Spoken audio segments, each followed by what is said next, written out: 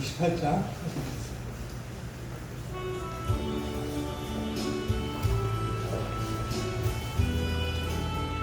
볼륨 좀 높여야겠다. 하나님아사 찬송하게 하소서. 하염없이 자비하신 분량할 길었구나. 정사들의 찬송가를 내게 가르치소서. 그 사랑을 엄성 찬송합니다. 주의 주신 너무가 이때까지 왔으니 이와 같이 천국에 이르기를 바라네. 하나님의 품을 따라 죄에 빠진 우리를 예수 구원하시려 주의 귀한 은혜 받고 일생 믿지 나네. 주의 은혜 사슬돼서 나를 주게 하소서. 우리 마음은 연약하여 범죄하기 쉬우니 하나님이 받으시고 천국을 주소서. 아멘.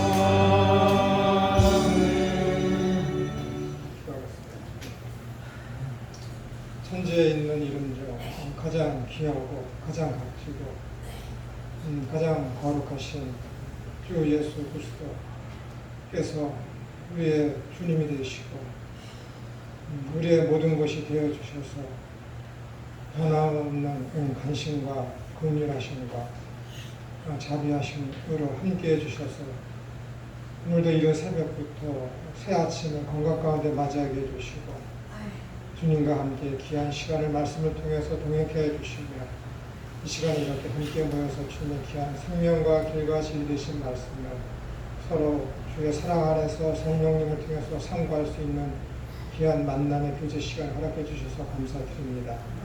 온전히 주님만 증거되어 줄 수 있는 귀한 생명의 시간이 될 수 있도록 성령 하나님께서만 함께하여 주셔서 온전히 성삼위일체 하나님께서만 영광 받아 주옵소서. 거룩하신 예수님의 이름으로 기도드리옵나이다.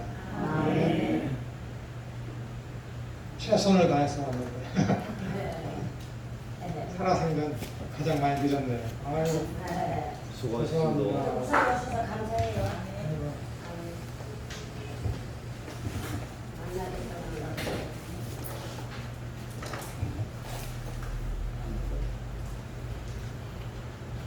저희는 지금 이제 종말론에 있어서 서철원 교수의 성경을 관통하는 맥락이 무엇인지 흐름이 무엇인지 그것에 대해서 살펴보고 있습니다. 저번 주에 살펴본 것이 이제 첫 번째로다가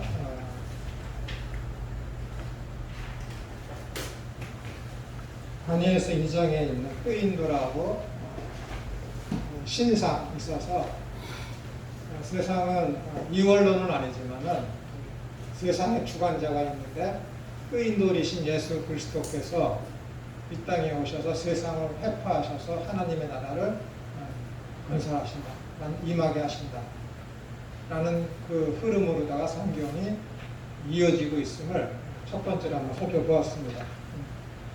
그리고 이제 이번 시간에는 다니엘서 2장에 있는 그렇다고 해서 창세기에 있는 그 부분에 대해서 살펴보겠습니다. 먼저 저번 주에 제가 간단히 말씀드렸듯이 창세기 1장 26, 7, 8절에 있는 문화명령 그것이 굉장히 중요합니다. 하나님께서 천지를 창조하셨다라는 것은 하늘과 땅 사이의 모든 것을 포함한 창조를 말씀하시는 거예요.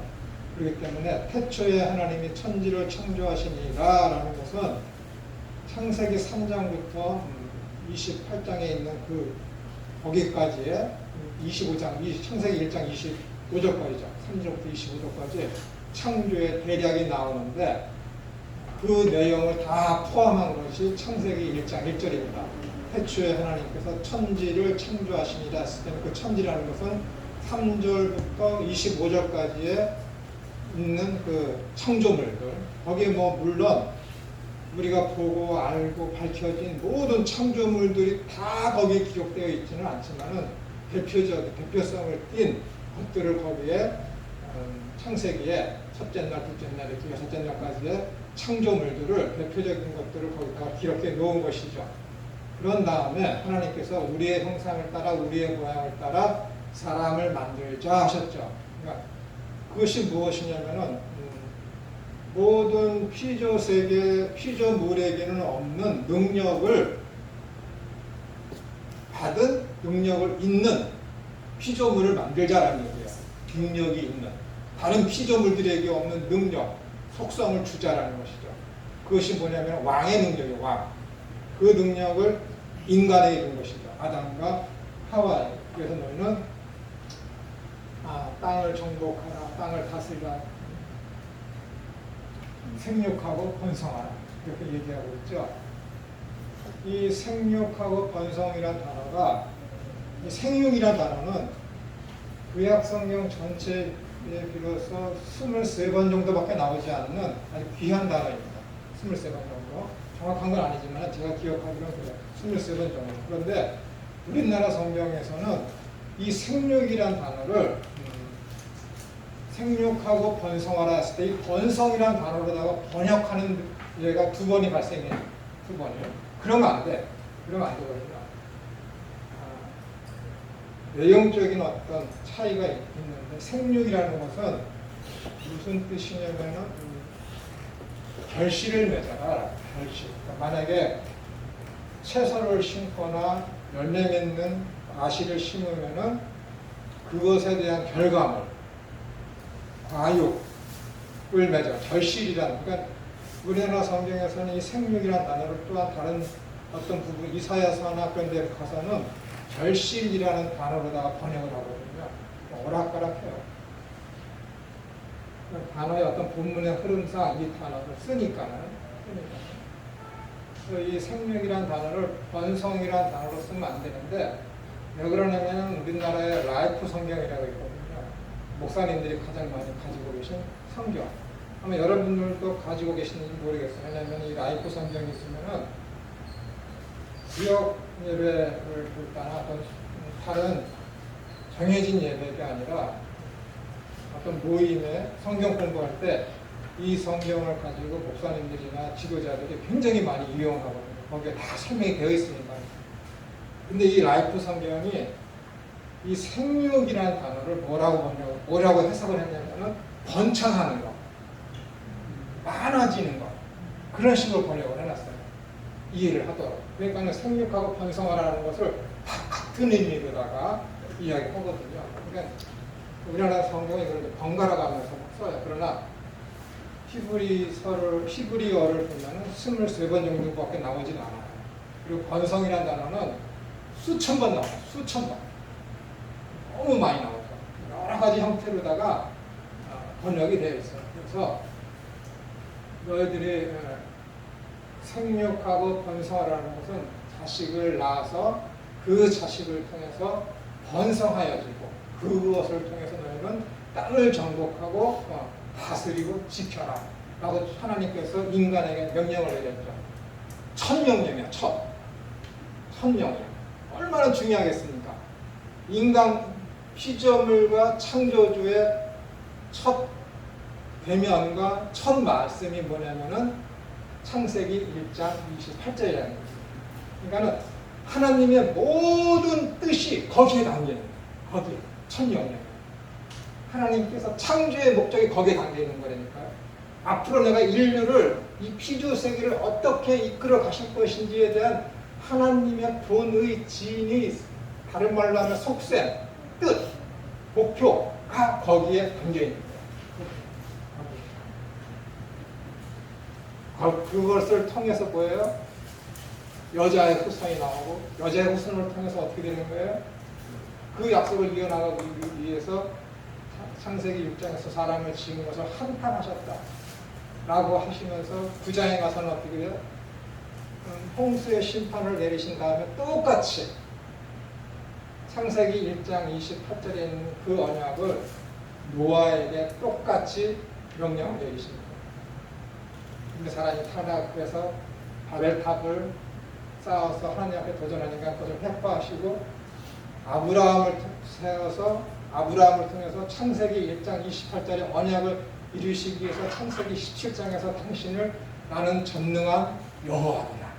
여호와가 뭐라고 해요? 언약을 지키시는 주님이라는 뜻이 그랬잖아요. 나는 전능해서 언약을 지킬 수 있는 그 신이다 라고 하면서 아브라함의 4가지 언약을 하잖아요. 창세기 17장에서. 구체적으로 그 언약이 창세기 1장 28절의 그 언약을 어떻게 이루어 가시는지를 구체적으로 이루어 가시는데 이것이 계시록에 가서는 그것이 새하늘과 새 땅 예수 그리스도를 통해서 이루어지는 것. 그래서 우리가 왕같은 제사장으로서 천년왕국에서 왕같은 제사장으로서의 그 통치 예수님과 더불어 세상을 다스리는 그 왕의 신분으로서 천국 백성의 삶을 해나가는 것을 통해서 이루어지는 것을 밝히는 것이 성경의 흐름이라고요. 그러니까는 이 문화명령이라는 것은 여러분들이 지금까지 어떻게 배워서 어떻게 알고 계신지는 모르겠지만 가장 핵심적이며 성경의 맥을 이어가는 주춧돌이며 중심이며 하나님께서 그 뜻을 이루시기 위해서 천지를 창조하셨고 천지를 창조하신 목적이 그것이기 때문에 그것을 이루시기 위해서 지속적으로 섭리해 나가시는 과정이 성경에 기록되어 있는 거예요. 하나님 내리신 명령이 첫 번째 명령이 그거라니까요. 얼마나 중요하겠어요. 생각을 해보세요. 창조주 그 하나님이 첫 번째 내린 명령이 A야 딱 그러면 어떻게 되는 거예요? 전지하시고 전능하시면 무소부지하시고 편지하신 그 하나님께서 어떻게 되는 거예요? 유일하신 신이신 그 하나님이 첫 번째 명령을 딱 내렸으면 그것이 안 이루어질 수가 있겠습니까? 오로지 하나님은 그것을 이루시기 위해서 여자의 후손을 보내시고 여자의 후손을 통해서 사탄을 멸하시고 당신이 택하신 백성들을 구원해 주셔서 당신의 나라를 세우셔서 당신의 그 뜻을 이루어가는 것이죠. 그래서 생육하고 번성해서 정복하고 다스리게 하시는 것이죠. 그 과정을 보여주는 것이 이 성경에 그 안에 포함되어 있는 것이 언약이고 그 안에 포함되어 있는 것이 저번에 살펴본 뜨인뚜라고 세상의 그것들. 그러니까는 성경의 어떤 중심적인 흐름이 무엇인지 맥을 잡아주는 것이 무엇인지 그것을 알면은 성경은 이 구속사로 쓰여진 것이로구나 라는 것을 부정할 수가 없어요. 그것을 인간들이 멍청하고 모르니까는 모든 성경은 하나님의 감동으로 되었다. 왜 모든 성경을 쓰는데 하나님이 감동시켰을까라는 것을 해답이 뭐예요? 디모데 후서 3장 15절에 있는 것이 구원에 이르게 하는 지혜를 주기 위해서. 야, 성경은 구원론을 쓴 거야. 구원에 이르게 하는 지혜를 알려주기 위해서 쓴 거다. 근데 몰라. 모르니까는 하나님께서 사도 바울을 통해서 계시해 주신 것이지. 디모데후서 3장 15절. 이게 얼마나 귀중한 것이며 세상에서 유일하게 구원에 이르게 하는 책은 성경밖에 없어. 그러니까 사람이 쓰면 안 돼. 사람이 주시고 쓰면 안 돼요. 그러니까 어떻게 하나님께서 사람은 실패하고 사람은 할 수 없으니 하나님의 감동으로 쓸 수밖에 없는 것이지. 유일한 책. 그 점에서 유일한 책이야. 성경만이. 유일한 책이다. 그러니까 이걸 아주 귀하고 값지게 잘 읽어야 돼. 오전에 목사님 5분이 찾아왔어요. 난 여기 와야 되는데 알미니안주의자들이야. 얘기하다 보니까 하나님을 믿으면은 어떻게 끝까지 그 사람이 하나님 책임지냐는 거야. 가론 유다도 예수님의 종이었는데 실패하지 않았는데 예수님이 넌 태어나지 않았으면 죽을 뻔했다라고 얘기하고 사울을 들어서 사울 봐라 하나님이 선택해서 임금으로 세웠는데 그 임금을 하나님께서 사무엘상 15장에 가서는 그를 버리지 않았느냐. 그러니까 하나님이 선택하고 믿어도 인간의 실패는 하나님이 그를 미워하게 되면 믿었다고 하도 하나님이 놓아버리면 그를 실패해서 그가 지옥으로 가게 되고 내가 실패하려면 믿었다고 해도 안 믿어서 내가 지옥 갈 수도 있다. 그 얘기를 하러 온 거야, 5명이. 내가 인터넷에 글을 올렸더니 그저께부터 계속 주위부터 연락을 와서 만나자고 하고 다시는 내가 인터넷에 글 안 올린다고. 여러분, 사울을 하나님께서 택하신 적은 한 번도 없어요. 한 번도 없어요. 사울이 다윗을 하나님이 선택했다가 하나님께서 사울을 이스라엘 임금으로 세울 때 완전히 그 언어 쓰임새가 달라요. 다윗을 향해서 내 마음이 합한 자라고, 사울을 향해서 너희들이 원하는 자라고. 너희들이 원하는 자. 하나님이 한 번도 원해서 사울을 임금으로 세운 적이 없어요. 하나님께서는 창세기 1장 28절을 이루시기 위해서 아브라함에게 약속하시기를 네 번째, 창세기 17장 6절에서 내 뿌리에서부터 왕이 나오리라 분명히 약속하셨거든요. 왕을 약속하셨어요. 왕. 근데 하나님께서 어떻게 되는 거예요? 사사들을 통해서 애굽에 들어간 다음에 하나님께서 직접 통치하시기를 원했어요. 그 사사들을 통해 간접적으로 통치하지. 이스라엘 사람들이 뭐래요? 왜 우리에게 왕을 안 주세요? 왕 좀 주세요 라고 하잖아요. 이스라엘 사람들이 원하는 왕. 그래서 어떻게 돼요? 사무엘상 9장에 보면 아주 용모가 빼어나지. 기스의 아들 사울은 베냐민 지파인데 다른 사람들에 비해서 어깨 위에 키가 한 자랑 더 있더라. 아주 용모가 빼어나요. 그런 자가 이스라엘에 다시는 없을 정도로 아주 용모가 빼어나고 가진 것이 많고 키도 크고 이스라엘 모든 외모로 원하는 자야. 이스라엘 백성들이 원하는 것을 어떻게 해요? 그들에게 왕으로 삼았거든. 근데 여기에 문제가 있어요. 이스라엘의 마지막 사사로 통칭되는 사무엘, 또한 이스라엘의 첫 번째 선지자로 불려지는 이 사무엘이 어떻게 되는 거예요? 아들이 있었지만 어떻게 돼요? 실패자잖아요. 그렇죠? 이스라엘 백성들이 사무엘 앞에 와서 당신의 두 아들은 쓸모없는 인간이니까는 당신의 두 아들을 통해서 이스라엘을 통치하게 할 수는 없습니다. 그런 빌미를 제공하잖아요. 사무엘의 자식을 잘못해서. 그러니까 이스라엘 백성들이 나와서 그 얘기를 하는 거야. 당신의 두 아들은 이스라엘 통치할 자격이 없습니다. 이제 당신이 죽으면 우리를 누가 통치하겠습니까? 그러니 우리에게 왕을 주십시오. 옆 나라 블레셋에는 왕이 있어서 우리를 자꾸만 침공해서 괴롭히지 않습니까? 아멜렉도 쳐들어서 우리를 괴롭히지 않습니까? 라고 얘기하는 거야. 이스라엘이 요구했다. 이스라엘. 그래? 나 여호와가 직접 사사들을 통해서 이스라엘 너희를 통치하려고 했고 사무엘 두 자식이 아니더라도 다른 곳에 하나님께서 미리 예비해 놓으신 어떤 사사가 있을 것이 분명한데 그들은 어떻게 되는 거예요? 왕을 달라는. 그러니까 하나님이 뭐라 그래요? 그들이 너를 버림이 아니라 나를 버렸다라고 한다. 나를 이스라엘 백성 나를 버렸다. 그래? 너희들 나를 믿지 않지? 나를 버렸지? 그래. 그럼 너희가 원하는 왕을 내가 줄게. 해서 준 것이 누구예요? 사울이라니까. 사울. 하나님이 선택해서 하나님이 준 것이 아니라 이스라엘 백성들이 원해서 하는 그 사람들을 하나님이 뽑아서 이스라엘 왕으로 세우는 거예요. 사울의 인생을 봐보세요. 블레셋과의 모든 전쟁, 이방 국가와의 모든 전쟁, 이방 족속과의 모든 전쟁에서 사울이 나갈 때마다 승승장구해서 이겨. 그럼 뭐 해야 돼?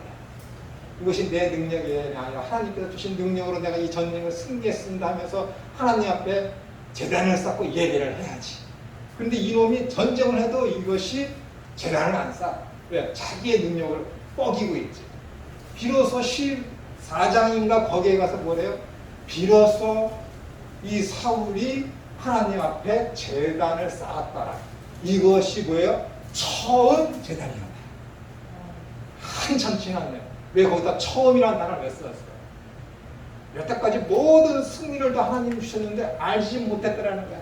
그제서야 비로소 어떻게 되는 거야? 사람들의 눈치를 보고 처음 억지로 제단을 쌓았기 때문에 처음이라는 단어를 거기다 씁니다. 한참 지난 후에. 그래서 나오는 것이 뭐예요? 16장, 15장에 거기 나오는 게 아말렉과의 전쟁에서 뭐예요? 그들이 모든 것을 다 죽이고 없애버리고 회파하라 했더니 좋은 곳은 남겨두고 안 남겨두잖아요. 그러니까 하나님께서 사무엘이 사울에게 뭐라 그러는 거예요? 하나님은 이런 제사를 원하는 것이 아니라 순종을 더 기뻐하십니다. 라고 얘기하면서 하나님께서 사울을 이미 버렸다.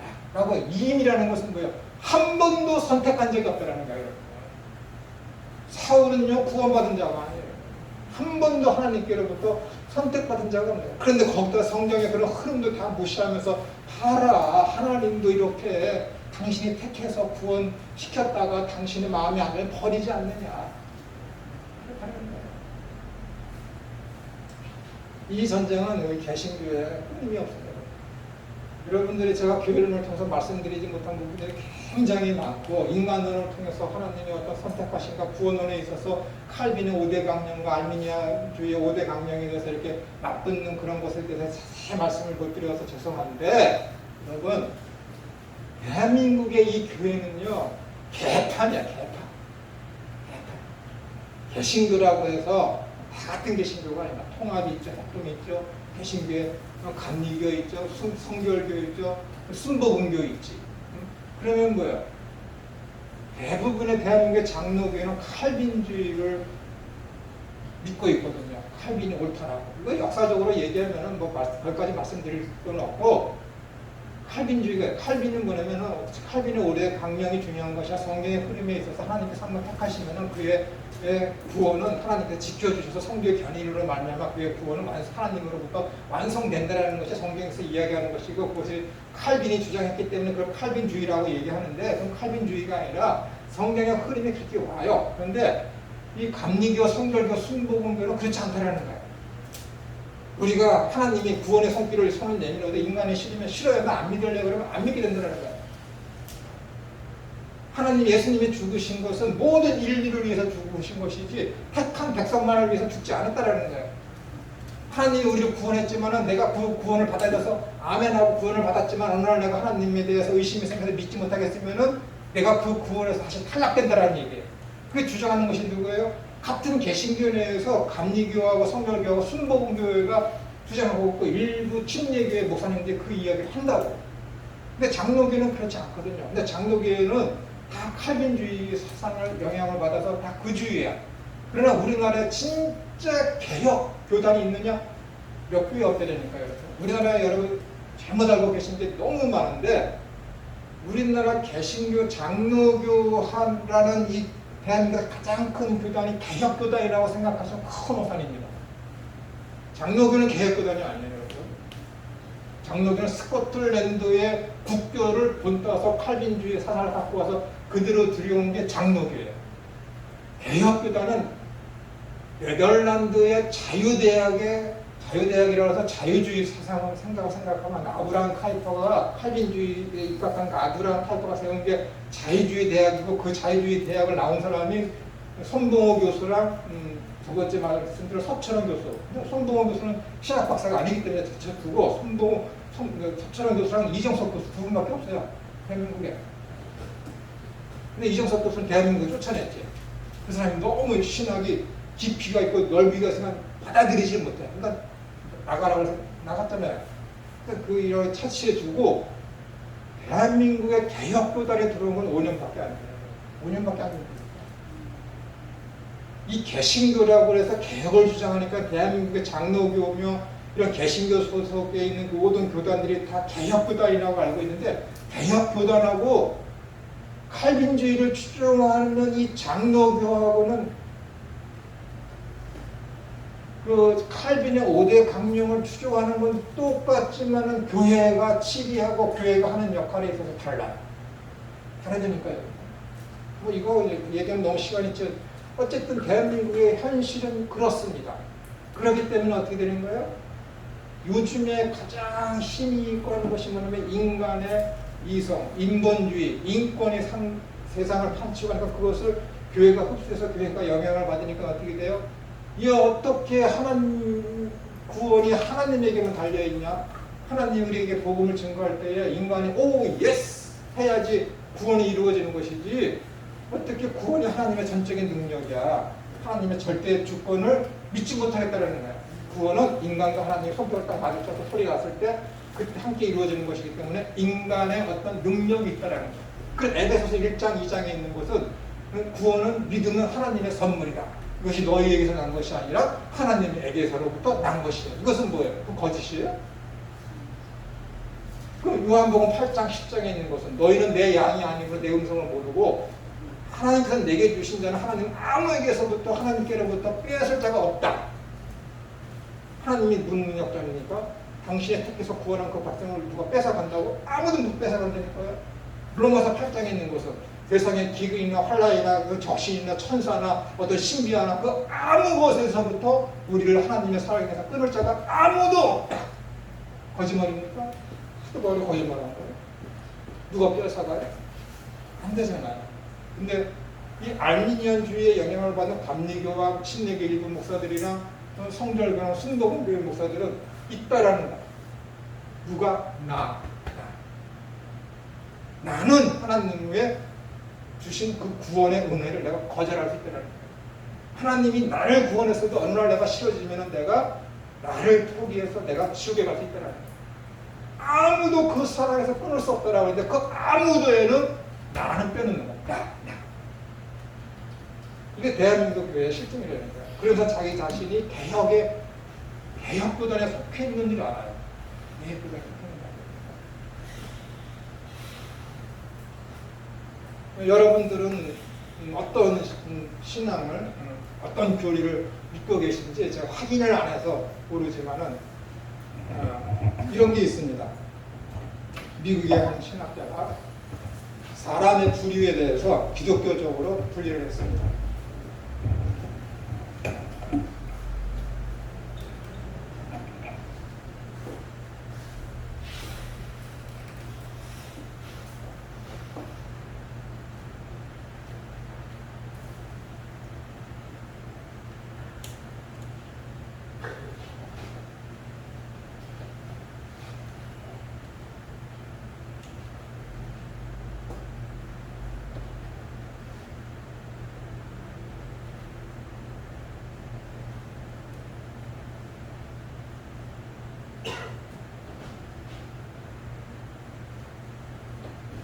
사람의 분류가 이렇게 되어 있어요. 자, 자기 자신이 하나님을 믿어요. 선택을 받았어요. 근데 자기 자신이 어떻게 해요? 하나님과의 어떤 인격적인 그런 확실한 체험이 없어. 그래서 그 사람이 어떻게 해요? 구원을 받았는데도 불구하고 자기 자신은 구원에 대한 확신이 없기 때문에 구원받았는지 몰라. 그런 사람이 있지. 그런 사람은 교회 안에도 있을 수 있고 교회 밖에도 있을 수 있어요. 그런데 어떤 사람은 안 믿어. 하나님으로부터 택함을 받지 못했어. 안 믿어. 근데 자기가 교회를 다니니까 어떻게 돼요? 구원받았는 줄 알아. 너희가 나를 주여 주여 하지만은 네가 아버지와 하나님 뜻대로 행치 않기 때문에 넌 구원받지 못했다. 율법을 행하는 자들아 내게서 떨어져 나가라 하는 그런 분이다.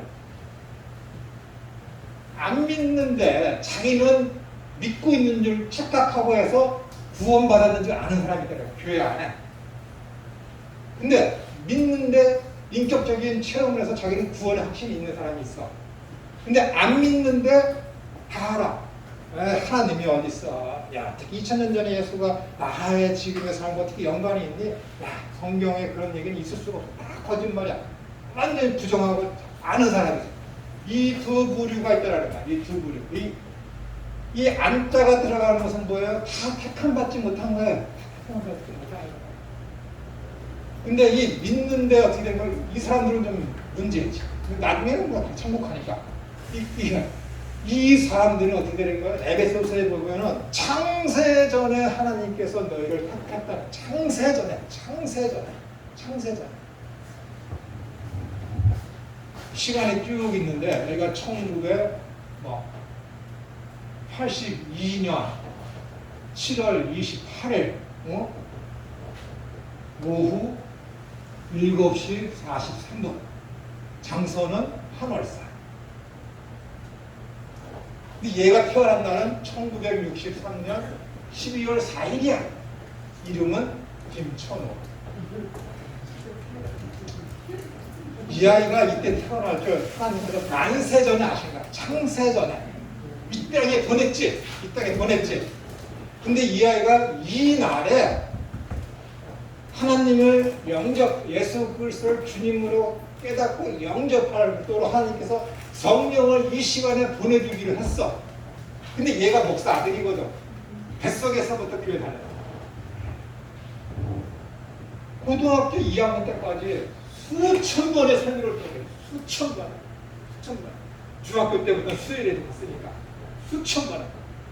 수요 예배, 금요 철야 기도회, 토요일, 요즘에 안 하자면 토요일 학생의 예배, 주일 학생의 예배. 그 다음에 이른 아침에는 초등학교 아이들 성경 공부시키고, 그리고 저녁 예배. 최소한 일주일에 6번은 교회예요. 최소한 일주일에 6번의 설교를 들어. 17살 때까지 1년 367년 동안 그 생각을 해도 1년에 400번 이상의 설교를 들었는데 몇 천 번을 들었을 거야. 몇 천 번. 그런데 못 깨달아. 매일 들어도. 이때까지는 어떻게 되는가? 내가 믿는 줄 알았지. 근데 믿는 게 아니야. 세뇌당한 거였지. 근데 이 시간에 깨달은 거지. 눈물 콧물 다 흘리면서 옆에 있는 애들이 야 더럽다. 너 얼마나 코에서 이렇게 찐득찐득한 이런 물 흘러내리냐 할 정도로다. 양옆에 있는 앞에 있는 애들 함께 기도했어. 그런 체험을 한 거지. 이때 구원받은 거지. 내 체험으로서. 그러나 어떻게 되는 거야? 그건 내 체험이지. 내 체험. 이미 얘는 이전에 구원받았는지 여기에 구원받았는지 모르고 이 체험도 거짓 체험인지도 모르는 거지. 하나님만 아시는 거죠. 어느 날 보니까는 이야 진짜 이분이 나를 구원해준 구원자이시로구나 했어. 그 구원을 누가 주신 거라고? 만세 전에 하나님께서 택함을 통해서 적당한 시간에 하나님이 정하신 카이로스 그 시간에 믿음 성령을 보내주셔서 믿게 만드셨어. 언제? 만세 전에, 창세 전에. 근데 어느 날 김천우가 아이 그러고 난 다시는 교회 안 가. 믿음 잃어버려요? 만세 전에 하나님이 택하셨는데 만세 전에 영세 전에 그분이 그러면 정죄하시며 전능하신 분이십니까? 아니잖아요. 하나님의 능력을 개떡으로 한다니까. 잃어버릴 수 있다라는 거예요. 잃어버리지 않습니다. 한 번 구원은 영원히 가요. 영원히 뭐예요? 1982년 7월 28일에 하나님께서 김천현에게 영생을 주셨어요. 근데 2014년 9월에 이제 불교로 한번 가볼까? 딱한. 그럼 구원을 잃어버려. 그게 영생입니까? 영생은 뭐예요? 한 번 주어지면 영원히 이루어지는 걸 영생이라고 그러지. 한 번 주어졌는데 중간에 딱 끊겨서 얼마 있다가 다시 생겨. 그게 영생입니까? 아니잖아요, 여러분. 영생은 예수님을 믿고 내가 육신적인 죽임을 당한 이후에 그 위에 주어지는 게 영생이 아니라, 영생이라는 것은 요한복음 17장에 있는 그 말씀, 16장에 있는 그 말씀대로 영생은 네가 하나님을 알고 나 예수를 믿는 게 곧 영생이라. 그 말씀에 의해서 영생은 믿음과 동시에 이 땅 삶에서 주어지는 게 영생이에요. 영생이야. 그럼 지금 주어졌어. 영생이 시작됐어. 중간에 내가 포기한다 해서 포기됩니까? 안 된다니까 여러분. 포기돼? 그럼 그거는 뭐예요? 중간에 포기된다고? 이놈이 되니까 여러분. 안 믿는데 지가 구원받았는 줄 아는 거야. 포기돼야 돼요. 중간에. 하나님은 그런 걸 선택한 게 아니에요. 아니니까 여러분. 이걸 정확히 하셔야 돼요. 나는 여기에 속해 있는지, 나는 여기에 속해 있는지. 그걸 정확히 해야 돼요. 그래서 뭐예요? 믿음 바라는 것들의 실상이에요. 보지 못하는 것들의 증거이다. 믿음 바라는 것들의 실상, 보지 못하는 것들의 증거, 바라는 것들의 실상. 실상이라는 게 뭐라 그랬습니까? 체험하고 인지하고 확신하는 게 서브스티스, 실체라는 거예요. 하나님을 믿는 사람은 누구나가 다 예외 없이 체험해야 되고, 체험을 통해서 인지해야 되고, 인지한 것을 통해서 그렇구나 하고 확신하는 거 하나밖에 없어요, 여러분. 용서라니까. 회개. 하나님 나라에 뭐라 했어요? 용서받지 못한 자 아무도 못 들어가요. 누구나가 다 예외 없이 용서를 받아야 돼.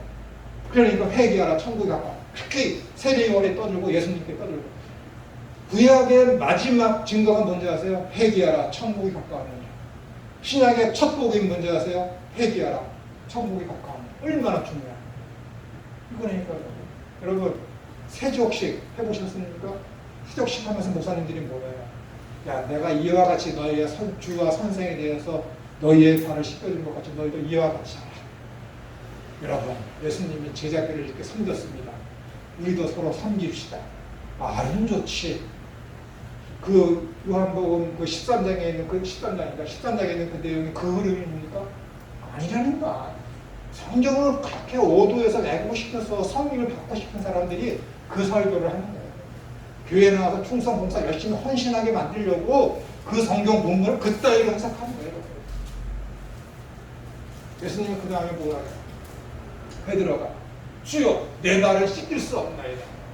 예수님이 뭐라 해요? 야, 내가 너희의 발을 씻기지 않으면 너하고 나하고 아무 상관이 없다. 베드로가 그럼 내 온몸을 씻겨주십시오. 아니냐, 목욕한 자는 다 씻을 필요가 없다. 그러나 너희 중에 다는 아닙니다. 다는 아닙니다. 다는 뭐에 대한 거? 용서를 용서라니까. 목욕이 뭐예요? 씻는 거. 정결식. 씻는 거잖아요. 예수님 성령을 받아서 예수님에서 회개를 했어. 그 회개, 첫 번째 회개. 내가 그동안 예수님 하나님의 아들로 믿지 않고 그리스도를 믿지 않고 하나님을 알지 못했던 이 죄를 용서해 주십시오. 이것이 죄였습니다라고 깨달아서 용서를 받는 그 용서, 그 회개. 그 회개를 받은 자들은 뭐예요? 일상에서 내가 그럼에도 불구하고 오라 나는 공고한 자로다 누가 내 이 사망의 몸에서 나를 떼어내려 하는 그 몸부림이 있는 그 회개. 일상에서 짓는 그 회개. 하나님의 뜻대로 살지 못하는 그 회개는 뭐예요? 발을 씻는 거라니까요. 이건 회개와 용서에 대한 거예요. 그렇기 때문에 너희 중에 다는 아니니라. 누구예요? 가룟 유다. 가룟 유다 저건 나한테 택함받지 않은 것이며 택함받지 못했기 때문에 저는 목욕, 회개를 하지 못한 놈이다 라는 의미가 거기 있는 거예요. 그게 무슨 섬김과 봉사와 헌신에 대한 내용이 거기 어디 있어요? 겉으로 보이는 게 그것이기 때문에 아니라니까요, 여러분. 예수님이 고작 죽어서 마지막 설교를 하는데 제자들을 놓고 그때의 설교를 하겠습니까? 서로 도와주라고? 그 누가 몰라요? 삼척 동자도 다 알아요. 서로 돕고 살아야 된다. 그 마지막 설교 때, 야, 너 천국 가기 위해서는, 야, 너희들 서로 도와줘야 돼. 그거 그렇게 하찮은 설교를 하고 가시겠습니까? 그건 내가 고등학교 시절에 예수님 만나기 이전에 아버지, 어떻게 하나님께서 당신께서 구하신 끝에서 이렇게 하찮게 이런 계명을 줄 수 있습니까? 라고 하는 것밖에 그 수준에 머물러 있는 것밖에 안 되는 거예요, 여러분. 그런 설교. 이건 회개와 용서에 대한 거예요. 여러분, 용서하기 쉬우세요? 얼마나 어려운데요. 그러니까 뭐야? 인간들이 인본주의에 휩싸여서 하나님께서 구원의 손길을 내밀었을 때 하나님의 전적인 능력과 전적인 주권에 의해서 자기 자신이 하는 노력은 빵! 자기 자신의 공로는 빵! 아무것도 없는 그런 것을 통해서 구원받는 것을 원치 않아. 창피해. 누가 나를 도와줄 때 남이 나를 도와줄 때 나도 내 수고를 거기에 보태서 나중에 내가 전적으로 얘 때문에 내가 이렇게 되었다라는 말을 하기 싫어. 내 수고와 내 땅과 내 노력과 내 공로가 거기에 포함되길 원하지. 이게 인본주의예요. 이게 인권주의자고. 성경 어디에 하나님께서 우리 인간들을 구원해 줬을 때 인간의 수고와 노력과 땅과 공로가 선행이 거기에 포함되어 있다. 어디 있습니까? 은혜, 선물, 호의, 헤세드라고 얘기해야지. 아무 데도 없어요.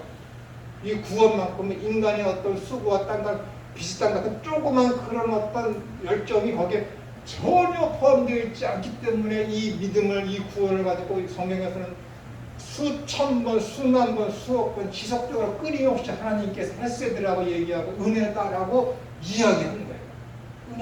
은혜라는 게 뭐예요? 거기 1%라도 내가 또 공로가 있으면 은혜가 아니에요. 여러분, 친구들 생일, 부모님 생신, 자녀들 생일 때 어떻게 되는 거예요? 아, 얘가 잘했기 때문에 선물을, 너 이거 안 하면 생일 선물 없어. 너 이거 안 하면 크리스마스 성탄절에 선물 없어. 산타할아버지 선물 안 갖다 줘. 그건 은혜가 아닙니다.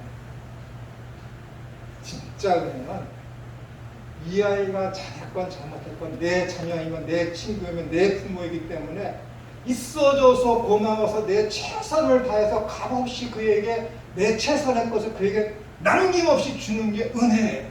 은혜. 거기에 네가 잘했기 때문에 부모님께서 나에게 얼마 전에 이러이러한 말씀을 해주고 뭐 했기 때문에 하는 그것은 100% 부모님에 대한 은혜라고 할 수 없는 거예요. 아니라는 거예요, 여러분. 은혜, 성경에서 얘기하는 은혜라는 것은 상대방은 빵이야, 빵. 주는 사람이 백이고 그게 은혜예요.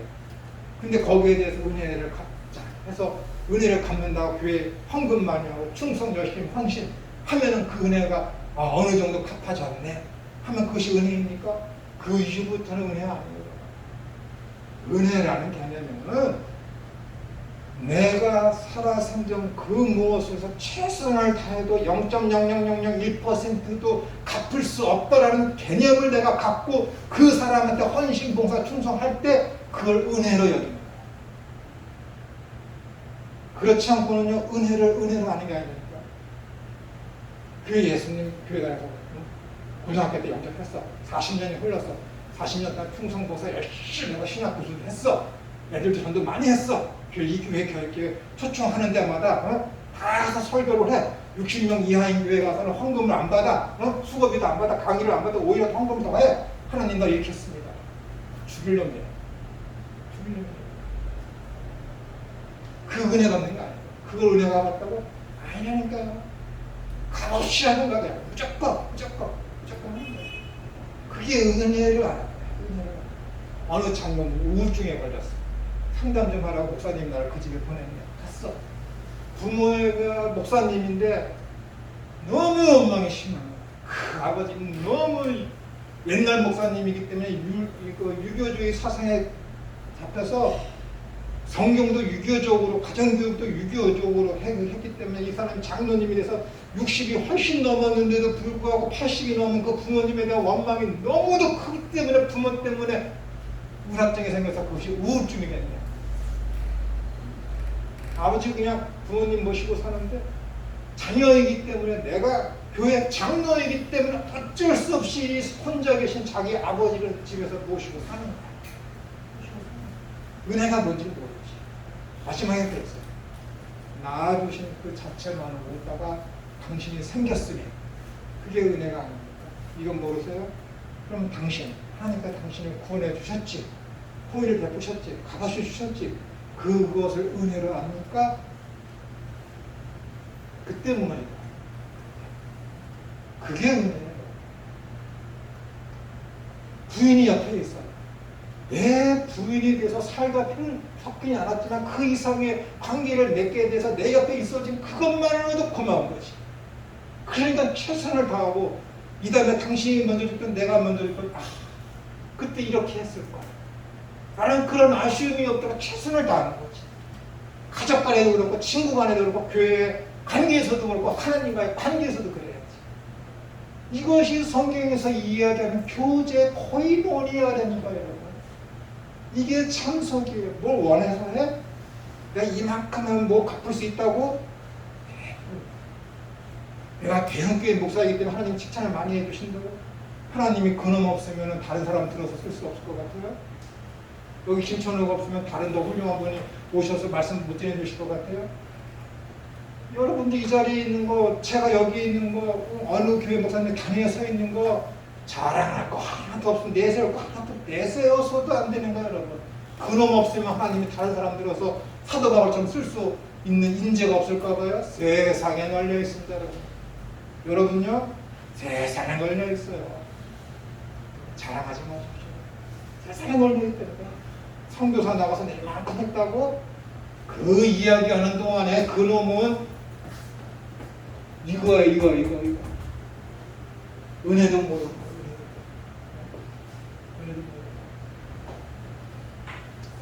성경을 알아도 자세히 사람이 그래. 누구든지 나는 포도나무여 너희는 가지. 너희가 나한테 붙어있지 않으면 사람들이 그래. 그냥 팔아. 포도나무 가지가 있는데 나무에서 떨어져 나가게 되면은 부식갱이라도 쓸 수 없고 불에 태워져서 버려지지 않느냐. 그러니까 버리지 않느냐. 거기서 이 가지가 포도나무에 붙어 있다는 것은 표면적으로 붙어 있으면 그 뜻이야. 표면적으로 붙어 있습니다.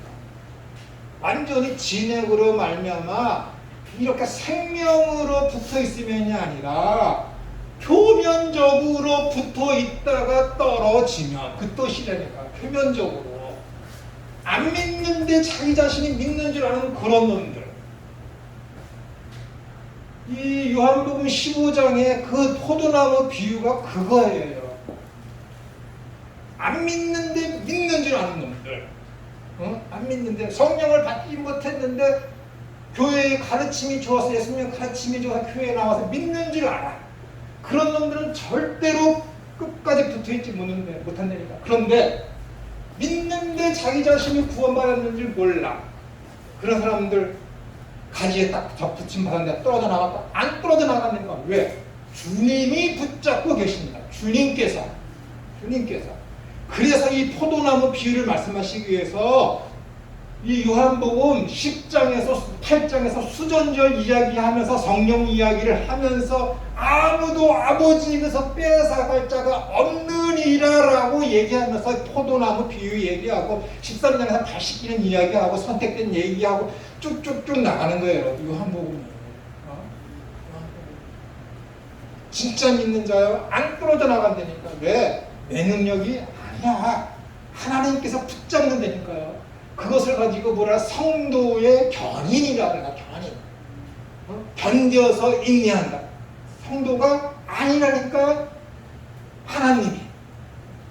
하나님이 견디어서 인내하도록 만드신다니까요. 그러니까는 고린도전서 10장에서 뭐라 그러는 거야?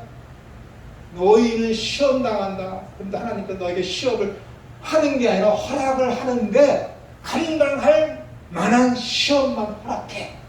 근데 피할 길도 미리 주신다. 그 피할 길이 뭔지 알아? 믿음. 그 믿음 누가 적었게? 하나님. 얼마나 명쾌합니까? 얼마나 명쾌. 여러분, 지금 우리 종말론 하고 있는 거야. 그럼 예수님 믿으십니까? 끝까지 하는 거야. 하나님의 힘에 의해서 하나님께 붙잡아 주셔서 끝까지 하나님께서 데리고 가신다니까. 여러분 예수님 믿습니까? 영생이 여러분에게 있는 거야. 그거 절대 참된 믿음이 있으면은 여러분 하나님께서 이 두 사람 끝까지 붙잡고 계셔서 이 세상의 어떤 질고와 순환과 인내, 어떤 괴로움이나 천사나 세상의 어떤 능력일지라도 하나님의 그 사랑에서 아무도 끊을 자가 없어요. 아무도. 얼마나 좋습니까? 얼마나. 하나님께서 문화명령을 주셨어요. 그 문화명령을 하나님께서 인간을 통해서 하려고 했는데 인간은 실패했죠. 인간 실패했어. 왜? 인간이 죄를 빠졌기 때문에. 주님께서 다시 재림을 하셔. 그럼 어떻게 되는 거예요?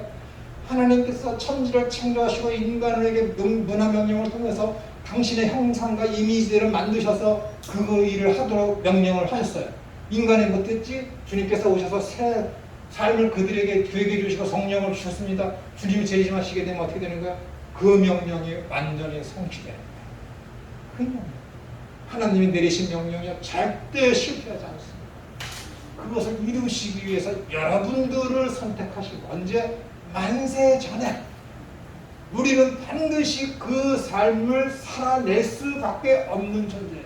야, 산상수훈을 말씀드려, 팔복을 말씀드려. 그러면서 주님께서 말씀하시죠. 야, 소금이 만일 그 맛을 잃으면, 소금이 그 맛을 잃을 수 있어요? 여러분 가짜 소금 봤습니까? 저는 그림으로 봤어요. 예수님 당시에, 지금도 그런데 유대인은 석회질로 된 토양이 많잖아요. 대부분이. 그러면은 석회암이 있는데 그것이 딱 보는 순간 빛분하고 완전히 소금처럼 생겼대요. 소금이 그 석회암이 완전히 소금처럼 생겨서 사람들이 이게 소금인가 석회암인가 그걸 몰라. 그러니까 처음 보는 사람은 어떻게 돼? 집어서 먹어봐야 돼. 이거 소금 아니네. 그제서야 한다. 된장인지 똥인지 먹고 와서 하는 사람들이 있죠. 보면 아는데. 무식한 사람들. 이 무식한 사람들이 성경을 그렇게 해석하면 봐라. 이렇게 소금도 맛을 잃을 수 있다라고 주님께서 가정하지 않니? 하나님이 포기할 수 있다라는 거예요. 그런데 여러분 보시죠. 여기서 만약에 소금이 그 맛을 잃으면은, 만약에 그 맛을 잃다라는 것은 고린도 전서와 로마서 8장에서는 뭐라고 번역이 되어 있냐면은 미련한 자들. 맛을 잃으면이란 똑같은 이 헬라어 단어가 사도 바울은 멍청이들, 그 다음에 미련한 자들, 그러다가 번역을 해요. 그러면서 소금이라는 것은 뭐예요? 소금이 만일 그 맛을 잃으면 가짜 소금이라는 얘기예요, 여러분. 여기 진의는 가짜 소금, 뭐? 석회암. 이것들 안 믿는데 자기 자신이 구원받았는지라고 교회에 와 있어. 안 믿는 자. 안 믿는데 구원은 얼마나 불쌍해. 나중에 주님께서 재림하실 때, 심판하실 때 뭐라는 거야? 슬피 울며 성문 밖에 버리어져서 슬피 울며 이를 가르고 있으리라. 주님께서 천국잔치, 혼인잔치에 초청했는데 옷을 입지를 않아요. 예복을 입지를 않아요. 그러니까 어떻게 돼요? 쫓아내잖아요. 그 예복이 뭐라고 그랬습니까? 선택, 택함이야, 택함. 만세절 택. 주님께서 택하신 그 옷을 입지 않는다고. 왜 함부로 들어오는 거지? 가라지가. 함부로 들어오는 거지. 무서운 얘기입니다, 여러분. 여러분들이 이 안에 있는지 없는지는 내 믿음이 있는지 너에게 있는지 없는지 확인하라고 고린도후서 13장의 사도 바울을 통해서 하나님께서 친히 계시해 주셨습니다. 그 믿음이 있는지 없는지를 자기 자신을 통해서 어떻게 확인할 수 있습니까? 내가 사랑하고 있는지 아닌지, 누구를, 하나님을, 누구를, 이웃을, 자기 자신에 대해서 어떻게 되는 거예요? 내가 나를 부인하며 매일 내 십자가를 지고 있는지 안 지고 있는지. 야, 너희들 다 믿고 따라올래? 누구든지 말이야, 제 목숨을 구원코지하면 잃을 것이요, 누구든지 제 목숨을 버리면 얻을 것이다. 이게 무슨 말씀인지 아세요? 자기 부인과 자기 십자가를 지는. 그래야 자기가 죽는 거죠. 자기 살겠다는 것은 뭐예요? 자기를 부인하지 않는 거예요. 자기 살겠다는 것은 뭐예요? 제 십자가 지지 않겠다는 것이지. 이렇게 바뀐 것이 주님께서는 이렇게 해서 깨우치게 하시려고, 저렇게 해서 깨우치게 하시려고 믿음이 무엇인지, 너희들이 어떻게 살아야 될 것인지, 사랑이 무엇인지를 가르치시려고 하나님께서 너무도 다양한 방법으로 말씀하십니다. 너무도 다양한. 여러분, 여러분의 구원은 상실되지 않습니다. 성령을 받았고 회개를 받고 믿음의 선물을 받은 사람, 그 믿음, 그 구원 상실되지 않습니다. 하나님께서 그것을 끝까지 잡고 여러분들을 데리고 하십니다. 악한 사탄하고 하나님과의 싸움은 상당한, 이미 하나님은 전지하시고 전능하신 분이기 때문에 전쟁이 성취될 수 없지만 하나님이 허락하신 거예요. 그래, 사탄아, 너 해보고 싶은 대로 해보라라고 허용하신 것이며 허락하신 것이지. 이미 그 전쟁은 사탄도 알아요. 주님께서 거기에 갔을 때 귀신 들린 자가 뭐라 해요? 주여, 예수여, 내 때가 아닌데 왜 이러십니까? 아닌 거지. 내 때. 자기가 진 것을 알고, 진다라는 것을 아직 그 때가 이르지도 않았는데 왜 저한테 오셨습니까? 라고 얘기하잖아요. 때도 아니고. 알아요. 하나님의 아들 그리스도가 이 땅에 오시면은 자기가 전쟁에서 패할 것을 알아. 그럼에도 불구하고 하나님 어떻게 해요? 허용하시는 거예요. 공중권세 잡은 자로서 네 많고 활개를 치면서 마음대로 해라. 그래야 어떻게 되는 거예요? 이 안에 있는 자들이 광야에서의 이 삶을 훈련하게 되지. 훈련하는 거야, 지금. 훈련하는 거야. 그래. 평안하다면 훈련이 되겠습니까? 평안하면 그게 훈련이 되겠습니까? 아니잖아요. 하나님이 내버려 두시는 거예요. 언제까지? 그리스도께서 재림하실 그때까지 내버려 두시는 거예요. 그러나 주님께서 그때 어떻게 되니까 믿는 자들은 꽉 붙잡고 결국에는 하나님 나라의 극치를 맛보는 데까지 우리를 데려가십니다. 그 나라와의 어떤 영적 전쟁은 이미 결정이 된 것 같아요. 그 믿음을 가지고 편안히 사십시오. 한 말씀만 더 드리고 마치겠습니다. 마태복음 24장에 대해서 지난주 중에 한 선교사님이 전화를 했어요. 마태복음 24장 6절에 보시면요, 거기 뭐라고 되어 있습니까? 두려워하지 말라. 주님께서 제자들에게 말세에 종말에 있을 일을 얘기해서 두려워하지 말라. 근데 그분이 그러시더라고요. 잠깐만 무슨 말씀을 드리더라고요. 거기에 그런 말씀이 있잖아요. 얼마나 세상이 요즘 세태를 이야기하면서 얼마나 세상이 이렇게 되면 마지막 때가 되면 더 슬픈 일이 많이 생기는데 두렵습니다. 제가 믿음이 없어요. 라고 얘기했어요. 근데 그분이 그러시더라고요. 두려울만 하니까 주님께서 두려워하지 말라라고 해요. 여러분, 두려운 일입니다. 이 말세에 일어나는 이런 일들은 우리가 두려워할 만한 일이에요. 그러니까 주님께서 위로하시기 위해서, 용기를 주시기 위해서 우리의 처지를 아시기 때문에 두려워하지 말라요. 두려우세요? 믿음 없으면 안 돼요. 여러분들이 영적으로 이 세태를 잘 보고 계시다라는 반증이죠. 그렇죠? 그래요. 맞추고 50분 하겠습니다.